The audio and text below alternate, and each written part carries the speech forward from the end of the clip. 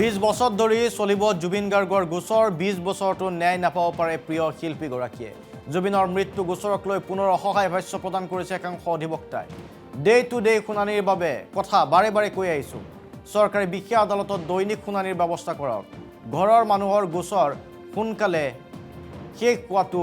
বিচাৰে ঘৰৰ মানুহে গোচৰ সোনকালে শেষ হোৱাটো বিচাৰে আৰু জুবিন গাৰ্গ আমাৰ সকলোৰে ঘৰৰে মানুহ তেওঁৰ গোচৰটোৰ সোনকালে শেষ হ'ব লাগে গুৱাহাটী উকিল সন্থাৰ সভাপতি অপূৰ্ব শৰ্মাৰ এই বিস্ফোৰণ অপূৰ্ব শৰ্মাৰ মতে এই ধৰণে চলি থাকিলে 20 বছৰ লাগিব অপৰাধীয়ে শাস্তি পোৱাত বা জুবিন গাৰ্গে ন্যায় পোৱাত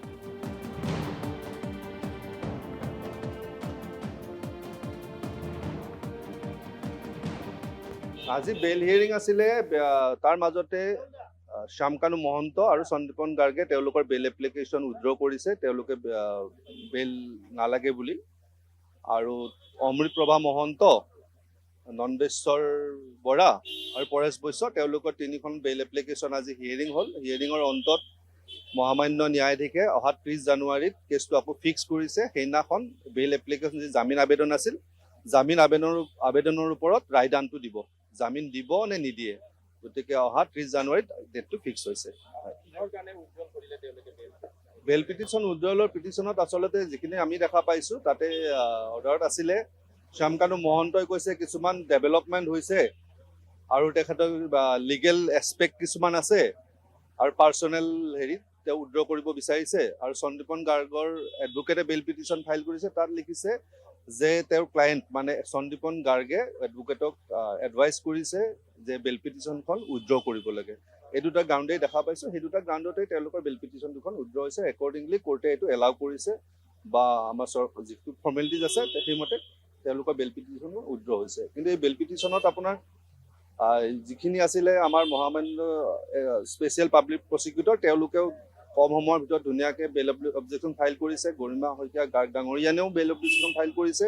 গোটেইখিনি শুনানি অন্তত অহা 30 তাৰিখে বেল এপ্লিকেশ্যন কেইখনৰ ওপৰত অৰ্ডাৰ এটা হ'ব হয় তেনেকুৱা ধৰণৰ তেওঁলোকে অবজেকশ্যন কৰিছিলে সেই গ্ৰাউণ্ডত যদি চাব যায় ইফালে অমৃত প্ৰভাৰো অধিবক্তাই যুক্তি দৰ্শাইছিলে সেই সময়খিনিত মানে কেনেকুৱা যেন লাগিছিলে যে নাই সেইটো প্ৰেডিক্ট কৰিব নোৱাৰে বেল অৰ্ডাৰ দিব নিদিব এইটো পুৰা এইটো নাই সেইটোৰ ওপৰত মই ক'লেতো মিডিয়া ট্ৰায়েল হৈ যাব এইটো মই ক'ব নোৱাৰো কাৰণ এইটো মহামান্য আদালতৰ এইটো প্ৰেৰগেটিভ হয় তেওঁ দিবও পাৰে নিদিবও পাৰে ডিছক্ৰিপশ্যন হয় গোটেই ৰেকৰ্ডখিনি চাই অবজেকশ্যন দিছে অবজেকশ্যন গোটেই পক্ষৰ পৰা অবজেকশ্যন আহিছে যে তেওঁলোকে যিখিনি কথা কৈছে অমৃতপ্ৰভা এজনী ছোৱালী মানুহ গতিকে তেওঁৰ কেছটো বেলেগকৈ চাব লাগে তেওঁৰ বয়স কম মাত্ৰ 29 বছৰীয়া ছোৱালী তেওঁৰ বহুত কিবা কিবি প্ৰগ্ৰেম কৰিছে গতিকে তেওঁলোকৰ লাইন অফ আৰ্গুমেণ্টটো সেইটো লাইনত আছে ছোৱালী মানুহ একো নাজানে অজলা ছোৱালী সেইটো লাইনতে আছিলে আৰু জুবিন দাই তাইক প্ৰিভেণ্ট কৰিব লাগিছিলে তাৰ ৰুমৰ পৰা থকাৰ এনেকুৱা ধৰণৰ কথাবিলাক আহিছে গতিকে আৰু জুবিন দা অনবৰত মদ খাই এইবিলাক কথা আৰু মানে এইখিনিয়ে কথা যিখিনি কথা আচলতে হয়তো চাগে এজন সাধাৰণ মানুহ হিচাপে কওঁ সেই লাইনটো হয়তো ঠিক নাছিল কোৰ্টত আৰ্গুমেণ্ট কৰাৰ কাৰণে মই ভাবোঁ দেই মই উকিল হিচাপে কোৱা নাই গতিকে মহামান্য আদালতে গোটেই কথাখিনি চাই পেলাই নিশ্চয় 30 তাৰিখে ৰায়দান দিব কি ৰায়দান দিয়ে মই ক'ব নোৱাৰিম সকলোবিলাক 30 তাৰিখে হ'ব হয় শ্যামকানু মহন্তও দিছিলে বেংক একাউণ্ট ডিফ্ৰিজ কৰাৰ কাৰণে দিছিলে আৰু CID ফালৰ পৰা মানে SITৰ ফালৰ পৰা দিছিলে সিদ্ধাৰ্থ শৰ্মাৰ কিছুমান প্ৰপাৰ্টি আছে মহাবীৰ একুৱা আছে অৰ্কিড ভিউ বুলি এটা আপোনাৰ ফ্লেট তাতে এপাৰ্টমেণ্টত এটা ফ্লেট এটা আছে সেইবিলাক এটেচ কৰাৰ কাৰণে দিছিলে সেইবিলাকৰ গোটেইখিনি কিছুমান আইনী প্ৰক্ৰিয়া থাকে নটিচ দিব লাগে সেইখিনি বস্তু আপোনাৰ 30 তাৰিখে শুনানি হ'ব সেই গোটেইখিনি ডেফিনেটলি শেখৰে লিখিছিলে